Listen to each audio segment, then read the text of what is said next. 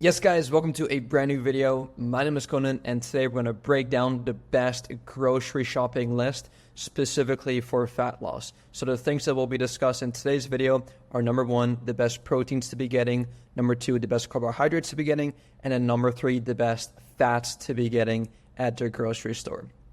Now before we do get into it guys, don't forget to follow me on YouTube, Instagram, Snapchat, TikTok for more exclusive content just like this. Daily tips I'll be sharing on those platforms at Conan Kotarski. So definitely don't forget to go ahead and do that. And lastly, don't forget to share this video and let's start a revolution of changing people's lives together to get more people in shape, lose the fat, and make them feel more confident.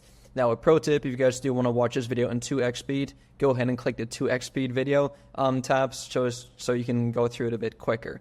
Now, really quickly, grocery shopping list for fat loss. If you eat these foods 80% of the time, I guarantee you it'll be pretty damn difficult to be out of shape, quite simply put. Right now in my kitchen, I literally use this method myself, which is why I'm making this video, but it makes it so difficult for me to actually get fat. I'm actually thinking about this. It's like, okay, I'm in my house right now. I go into my kitchen, I'm hungry, and I'm just surrounded by all these foods, which are really difficult to overeat. And if I did overeat it, I would still probably be in a calorie deficit, right? And for those of you who do not know, the only way to ensure that you're going to be losing weight is by making sure that you're in a calorie deficit, which means that you're eating less calories than you burn on a daily basis, right? So I want you guys to save this grocery shopping list as well for your next grocery tip to make it easier for yourself. Now I'm going to be breaking down foods into specific labels here. So there'll be an always section and then there'll always be a sometimes section. And so with these different sections, try to get 80% of your calories or more from the always section, and then the other 20% you can get it from the sometimes section, or I guess list, right? And now you may notice that there's not going to be never foods, because as soon as you tell yourself that you can never have a certain food again, you're automatically wired to start thinking about the food and start craving it right away. Like if I were to tell you right now you can never have pizza again for the rest of your life, you're subconsciously going to start thinking about pizza a whole lot more and you're going to start craving it a lot, right? Whereas if I tell you hey, you can have everything in moderation, it's like, okay, you don't have this all or nothing approach and you can actually manage to stick to your diet a lot better whenever you don't label foods as good, bad, and just kind of have everything in moderation. But for the most part, we do want to ensure that we're following the 80-20 split, where again, 80% of the foods are coming from whole, natural, single ingredient foods, and then the other 20% we can definitely indulge in whatever junk or sweet food we may desire, right? So without any further ado, let's just jump straight into it. When it comes to the protein specifically, the always list includes lean fish. This includes your cod, your tilapia, eggs. Eggs are a great source of a complete protein. It has all essential amino acids, which are the building blocks of protein. Eggs, egg whites as well are awesome. Lean turkey, lean chicken. When I say lean chicken, I specifically mean chicken breast. This is the leanest cut of the chicken. Lean ground beef as well. I would typically advise anything up from 90-10. So it could be 90-10, it could be 93-7, 95-5, 99-1. Again, the ratio, making sure that it is more in favor towards the leaner side and not as much as the fattier side, which I would say is 85-15, 80-20, 70-30, which is on the sometimes list. Egg whites, like I discussed, low-fat dairy, whether it's low-fat Greek yogurt, low-fat milk are also great options, and then a whey protein powder. These are on the always list, so try to get most of your proteins always from this list. And now sometimes you can definitely go for some other options, which include cheese, right? And again, these tend to be just higher in fat and therefore calories as well, but cheese, fatty fish, salmon is a great option.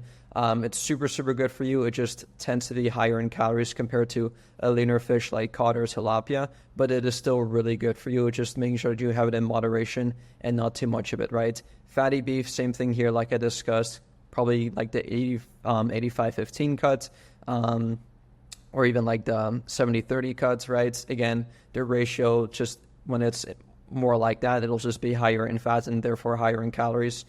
Protein bars, right? These tend to not always be the greatest source of protein since they also come with a bunch of artificial sweeteners, a bunch of extra calories as well. And one kind of thing that I've actually noticed for myself and a lot of other clients as well is that whenever you eat a food that is super, super tasty, you just tend to want to eat a lot more of it, which in itself isn't inherently a bad thing, but just kind of be careful of like maybe like those foods that maybe trigger response in your body to maybe want to make you eat even more of it, right? So for example, if you really like the taste of a protein bar and you have a difficult time just stopping at, for example, one protein bar, if you tend to eat more protein bars, right, because you enjoy the taste of it, if you can obviously keep it under control, that's great. But if you notice that you tend to overeat and go over in calories when you eat all these like super tasty foods that are high in like these artificial sweeteners and all that stuff, then I would definitely advise you to, again, put this in your sometimes list. Full fat dairy as well, same thing.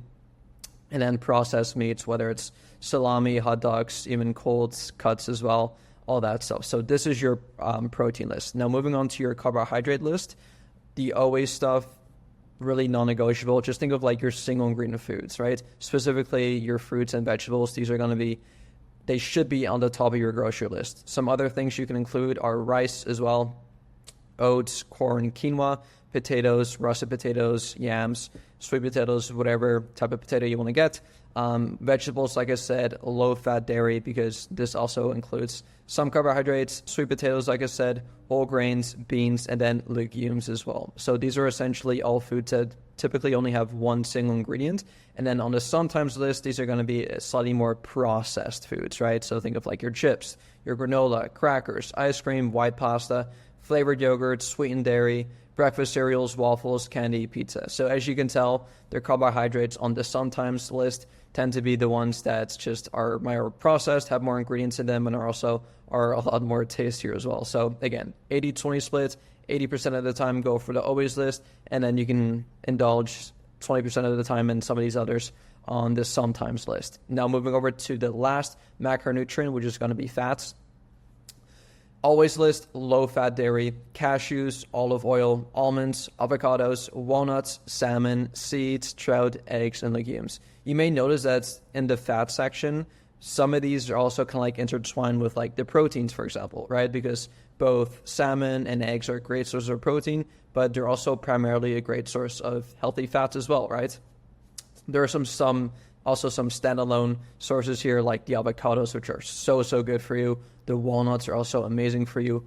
Olive oil, any type of nut or seed as well. Cashews here as well.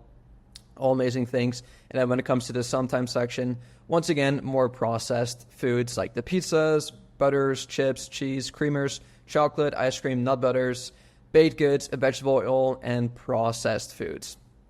So to summarize everything together here, guys, if you eat, again, the foods on the always list 80% of the time, like I said at the start, it will be pretty difficult for you to be out of shape, right? Because all these foods, one thing that they have in common is because they are minimally processed, they typically only have one single ingredient in them, right? Think of like your chicken breast. How many ingredients does it have? Literally just one, right? How many ingredients does a piece of apple have? Just one ingredient, right? And what's so cool about this is that all these foods tend to be higher in fiber, better for you as well. And if you tend to eat more of them, they're just a lot more... all of these foods that are on the 80% list, is what I'm trying to say here, is that they are very difficult to overeat, meaning that they're very low in calories, but then also really high in volume. Whereas if you were to eat the majority of your diet from the 20% list, right, the pizza, burgers, fries, they're super high in calories and also very calorically dense, meaning that they're pretty low in volume compared to the amount of calories that you can get, right? Because one slice of pizza, super easy to get down, but it has like, 250, 300, even 400 calories, depending on what type of pizza it is, right? Whereas if you take one piece of apple, for example, it has maybe 100 calories for one apple, and that fills you up pretty quickly, right? So really making sure that we choose our food choices wisely to ensure that we're still staying nice and full, nice and energized. And it also allows us to eat a lot more volume of these foods, so we can actually stay fuller for longer. Plus the addition of the fiber in all these foods as well is going to be great, right? So like I said, aim to get 80% or more of your calories from the always list and 20% or less from the sometimes list. Like I said at the start, there are no never foods, right? Because as soon as you restrict yourself for something, you'll want it even more, right? So that is all that I have for you guys for today's video. One quote, which I think I made myself. I don't want to take credit for it, but I just tend to say this all the time to my clients. But here we go. You do not need more discipline or willpower to get in shape. You just need to prime your environment to make the healthy choice the easy choice. So once again, like I said at the start, in my kitchen right now, in my pantry, if you go in here and if you're super hungry, you open up the fridge, you are going to be surrounded by meal prepped meals, right? By frozen vegetables, frozen fruits, apples, bananas, meal prep chicken. You're not going to see any weird processed foods, snacks, Oreos, chips, any of these things, right? And so if you were to go into my kitchen and if you were hungry, you would probably gravitate more towards obviously eating whatever is most convenient to you, which is probably a healthy snack or a healthy meal, right? Whereas if I go into someone else's kitchen and I'm just surrounded by frozen pizzas, leftover dinners, processed foods, all this junk food, snacks, sugary cereals, and I'm hungry, well, it's going to be so much more convenient for me to obviously gravitate towards whatever is closest to me, right? And so one such a big hack that I always tell my clients that you guys can hopefully start implementing as well is just to prime your environment to make the healthy choice the easy choice. So if you want to make eating healthier easier, well, what can you do to make it easier? Well, fill up your house with only healthy foods, right? Because now it becomes so much more frictional for you to eat a pizza. Let's say I'm really hungry right now and I want a pizza. It's how many steps are involved towards me actually getting there, right? Well, it's okay, I need to either call the pizza place or I need to go into my car all the way downstairs.